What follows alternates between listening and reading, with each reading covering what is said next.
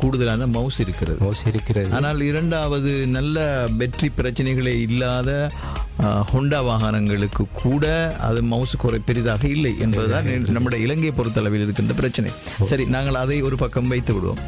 நீங்கள் சொல்லுங்கள், இப்பொழுது இருக்கின்ற பேட்டரிகளில் இண்டிகேட் பண்ணினால் செல்லாக மாற்றணுமா அல்லது பேட்டரியை முழுவதுமாக மாற்றி விடுவது நல்லதா? அதாவது செல்லாக மாற்றினாலும் திருப்பி இப்போ ஒரு செல்லை மாற்றினாலும் அடுத்த செல் வந்து கொஞ்ச காலத்தில் அதுவும் போகத்தான் போகுது. எப்படியும் செல்லாக மாற்றிட்டு வாரதால் ஒவ்வொரு செல்லாக மாற்றி இருக்க வேண்டியதான் இது.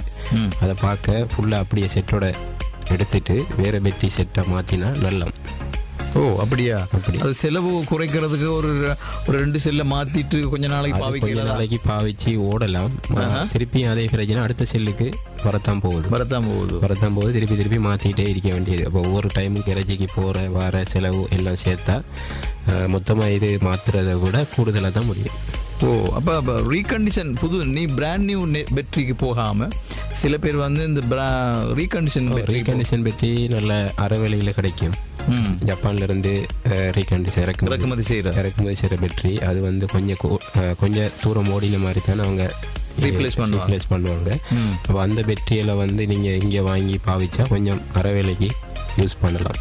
அப்போ செல்கள் மாற்றுவதை விட பேட்டரியை முழுவதுமாக ரீகண்டிஷன் பேட்டரி போடுறது செலவு குறைய என்னை பொறுத்த மாட்டில். இப்போ செல்லாக மாற்றி இருக்கிறவங்கள எல்லா செல்லும் கடைசியாக மாற்றுறவங்கள புது பேட்டரி விலைக்கு மேலாள முடியும் இதில் செலவு. ஓ, அப்படியா? இப்போ வாகனங்களில் செல்லாக மாற்றுவது சரியில்லை என்று உங்களுடைய அனுபவத்தை கொண்டு நீங்கள் சொல்கிறீர்கள். ஒரே அடியாக பேட்டரி எந்த வகையான சிக்னல் காட்டும்? இப்போ ஒரு செல் 2 செல் பிரச்சனைன்னு சொல்லி இண்டிகேட் பண்ணக்கூடிய மாதிரி இருக்குமா? இல்லை, அது வந்து ஸ்கேன் பண்ணினா அதில் பேட்டரியில் சதவீதம் எவ்வளோ உண்டு சொல்லி காட்டும்.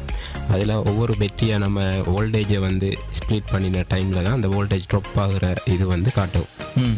அப்போ எந்த செல்லுன்னு சொல்லி அந்த இதை எடுத்துட்டு அதுக்குரிய இதை ரீப்ளேஸ்மெண்ட் பண்ணுவாங்க. எனக்கு இன்னும் ஒரு கேள்வி இருக்கிறது. சாதாரணமான நான் இப்பொழுது கிழக்கிலிருந்து சொந்த ஊரான கல்முனையிலிருந்து நான் கொழும்புக்கு வந்து கொண்டிருக்கிறேன் ஹைப்ரிட் வாகனத்தில். இந்த கேள்விக்கு பதில சொல்லணும். இப்போ இடையில வந்து நடுவில் பேட்டரி பிரச்சனைன்னு சொல்லி வாகனம் நின்றுட்டுது. அதை இண்டிகேட் பண்ணுது பேட்டரி ஹைப்ரிட் பேட்டரியாக தான் இருக்கணும்னு சொல்லி. அப்போ நான் அந்த வாகனத்தை தொடர்ந்து கொழும்புக்கு கொண்டு வரலாமா இல்லை அதில் வச்சு தான் வாகனத்தை